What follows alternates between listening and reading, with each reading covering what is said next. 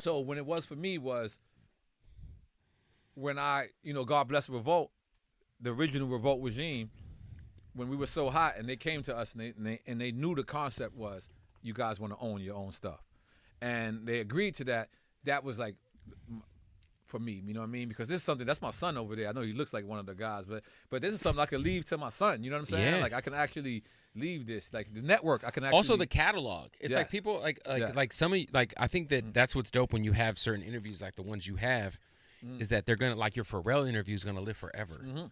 You know what I'm saying? Like like these are interviews that are never going to go anywhere. They're always going to be historical timepieces that people are going to be able to go back and listen to. And I was in the building. Hold on, let me go ahead. Just like the Bleak podcast. Like we signed Bleak, but Bleak owns all his stuff. He owns the IP. He owns. I cannot own. What is the business model for you? It's pretty much production. Like we handle the production for him and we handle the distribution. Right? Are you helping getting him with ad partners?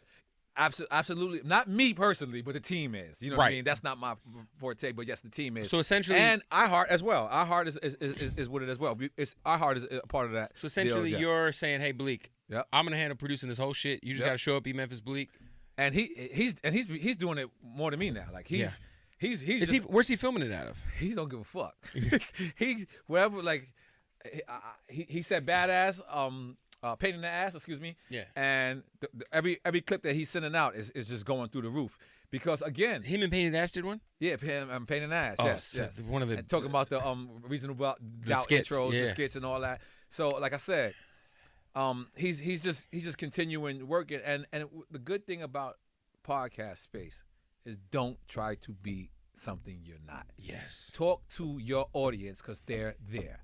So that's what I like about Bleak. He's not trying to be controversial. He's not trying to be dangerous. He's trying to be funny, and he's trying to tell these stories because, and like I literally just got the text that Hove just approved Sauce Money on Bleak's podcast. Ooh. So this will be the first time Sauce Money in what? I don't even know. I don't even know. And by the way, Sauce Money, there's a rumor that I got beef with you.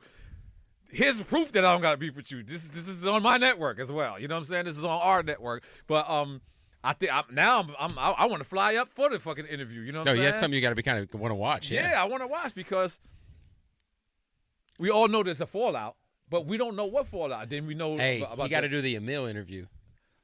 See, Bleak could do Where's that. she at? Emil. Where's she? What's the Christian brothers? Remember the brothers? Yes. Remember Rel? Like, yep, Rel. Yep. Rel was the R&B singer on Rockefeller. So that's what when me and Bleak talked about it. I actually called Bleak. This is how it happened. And you could get Bleak up here. I called Bleak because I called him and I said, yo, listen, you've done Drink Champs before.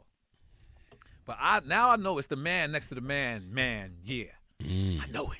I can feel it.